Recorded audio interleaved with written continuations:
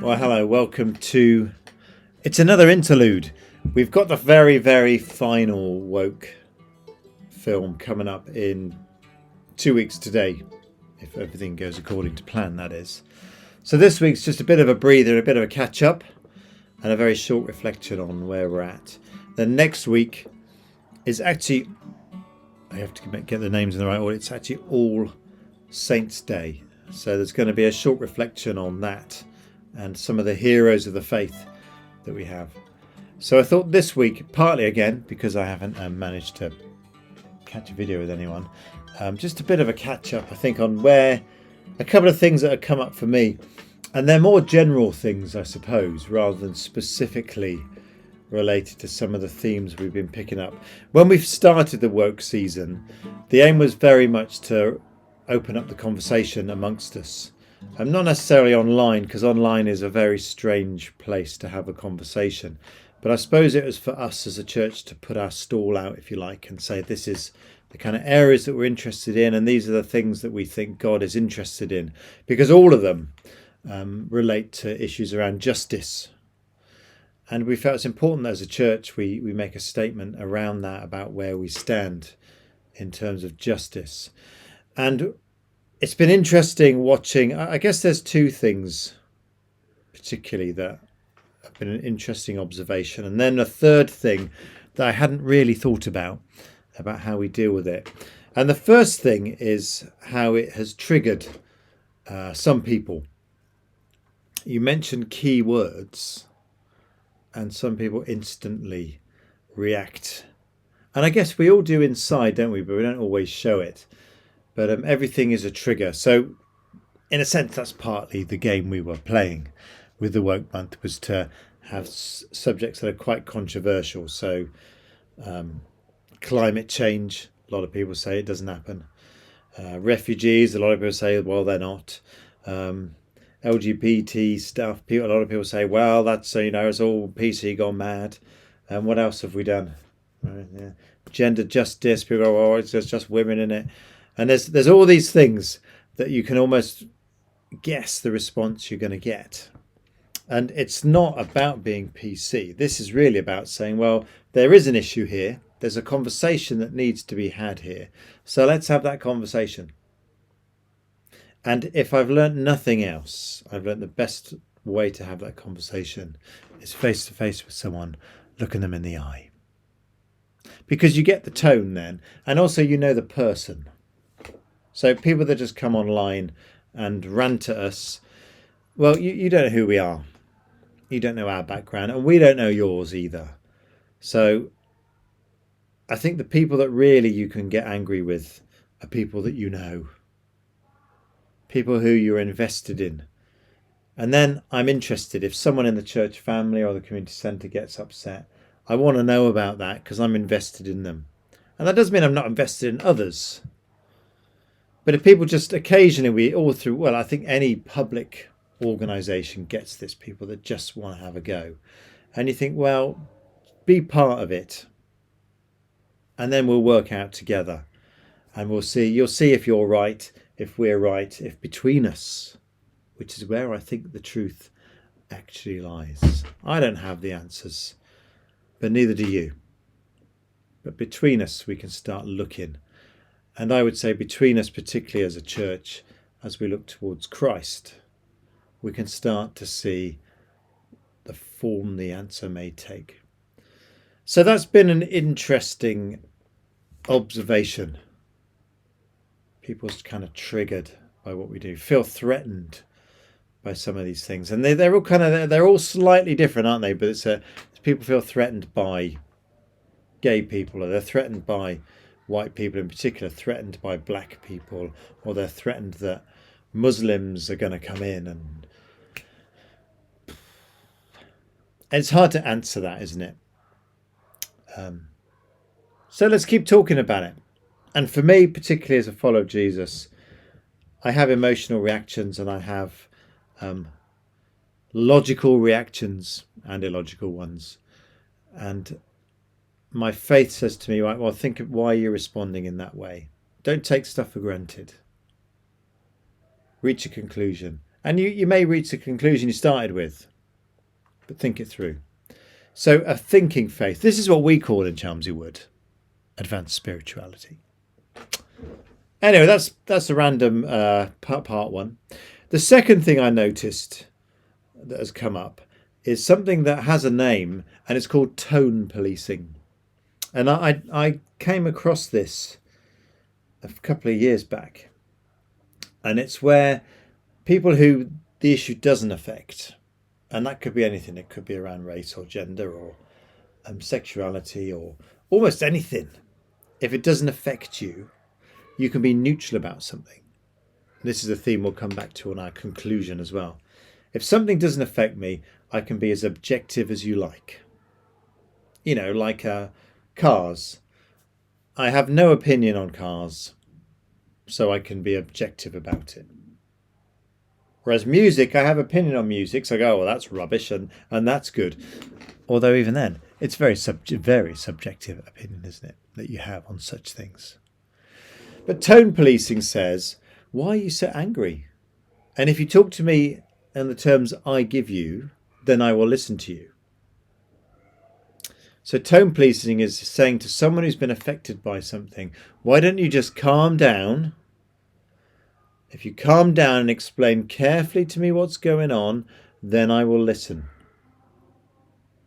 And to see how patronising that is.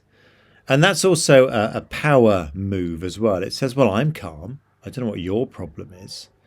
I've got it together. I'm not angry. I don't know why you're so angry and irrational. So tone policing kind of makes the issue your fault. It's not me. Look at me. I'm quite calm and collected. When actually sometimes people are justified in being upset, or they are actually just human beings and they are upset because things do hurt us. So if I'd been hit by a car in a 30 mile an hour speed limit area, I would have strong opinions on 20 mile an hour speed limits. And I'd be going, well, that should be done. And I would be angry because it's hurt me. And then someone come, well, just calm down. You know, let's look at this rationally. Well, no, let me speak. Don't muzzle me. So this idea of tone policing is saying if someone has been affected by an issue or a situation, let them speak and let them share their emotions, listen to them. So that's been interesting to observe that in action as we talked about some of these things over the last few weeks. The third one, which has been new to me, is I don't know how to put it really. It's really about how do we find joy in this, because there is a lot of anger about things that we've talked about. How do we not get drawn in and be angry whichever side we're on? And how do we stop seeing it as sides?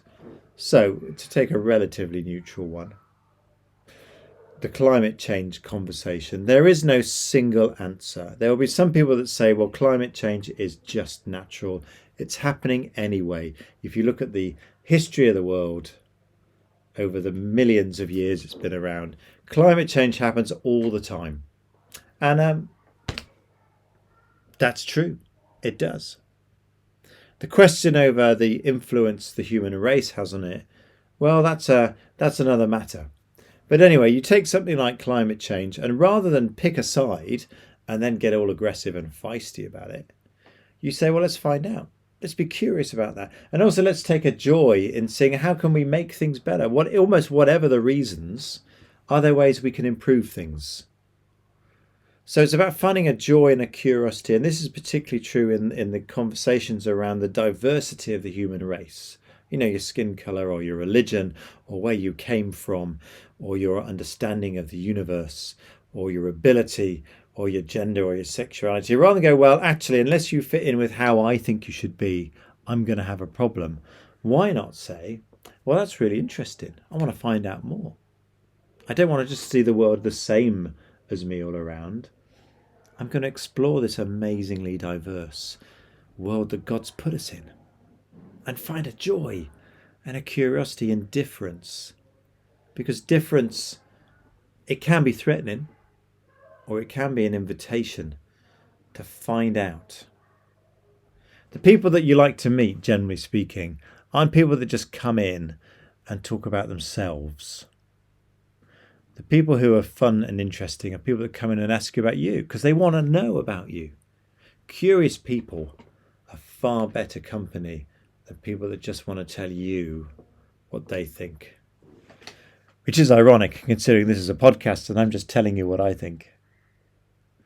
Anyway, if you disagree with anything I've said, fine. Don't put it in the chat here. Come and see me and we'll talk about it. I'm quite happy to do that. And it's not going to ruin my life if you have a different opinion on things. Just as I would assume, it's not going to ruin your life if you think I have foolish ideas. That's part of the joy of creation, isn't it? The beauty of diversity, the wonder. Yesterday evening, the men's group had someone bring in a load of different birds. We had parrots and parakeets and kookaburras and owls. And what else did we have? We had one of them frog birds. And I'm not a massive fan of birds, I must admit. When you go around sanctuaries and stuff, they're all in the distance just flapping their wings or sitting there, aren't they? But when you see them close up, they are amazing. Fantastic. And this was a really good the people that shared them. They were the dinosaur. Anyway, I'll put it in the chat where they're from. Look them up. But just to see that amazing diversity, that curiosity, that it kind of rises within you when you see these differences. They're all just birds. But the shapes and the colours and the temperaments and the noises, it was fantastic. And this is what it should come back down to, I think, every time. And our conversations over Woke Month. Really, I think for me, one of the things that's driven home is the amazing wonder of God's creation. The diversity of everything, and above all, the diversity found within us. You and me are very, very different. But we're not enemies. We're sisters and brothers. And what I bring, you can't bring. And what you give to me, what you bring to me, I couldn't do. And that is the beauty of it all. So stay curious. Stay with different opinions. And stay open to conversations with one another. Because together, we can build God's kingdom. I'll see you next week. The midday prayers are on as usual. And then next Friday, we will pause briefly on All Saints' Day. And remember those that have gone before us and held the torch of faith. God bless.